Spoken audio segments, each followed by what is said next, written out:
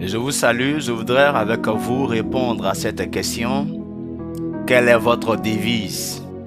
Alors lisons ensemble un passage de la Bible qui nous aidera à mieux répondre. Luc chapitre 12, le verset 7. Et je fais la lecture. Ne craignez donc point, vous valez plus que beaucoup de passereaux. Ici, ce verset met en évidence l'importance de la devise. Nous avons par exemple la Côte d'Ivoire, un pays de l'Afrique de l'Ouest, qui a pour devise Union, discipline, travail. Et c'est autour de ces trois mots que le pays s'organise, que le pays se développe. Nous avons par exemple l'exemple d'une famille des Carven dans un film pour qui le seul lieu de vie est leur grotte. Sûrement, l'adolescente de cette famille renoncera à son côté aventurier qui n'attire que des ennuis pour elle. Pour cette famille, la devise est « Il ne faut jamais ne pas craindre ».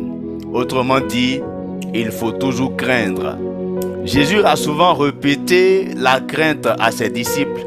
Ne craignez point. Il a dit à Simon, en Luc 5, le verset 10, quand il a appelé Simon au ministère.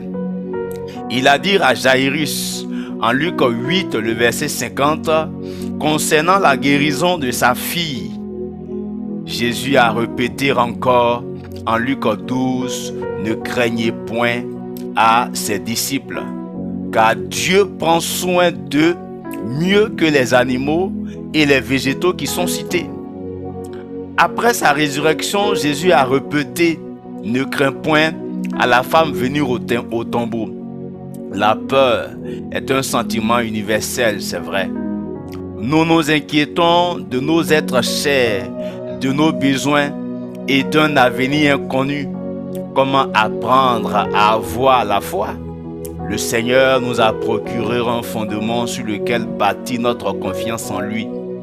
Dieu lui-même a dit « Je ne te délaisserai point, je ne t'abandonnerai point ». C'est donc avec assurance que nous pouvons dire « Le Seigneur est mon aide et je ne craindrai rien ». En Hébreux 13, le verset 5 à 6. L'amour de Dieu nous libère de la prison de la peur. Alors, fondons notre devise sur l'amour de Dieu pour ne plus craindre en ces temps de la fin.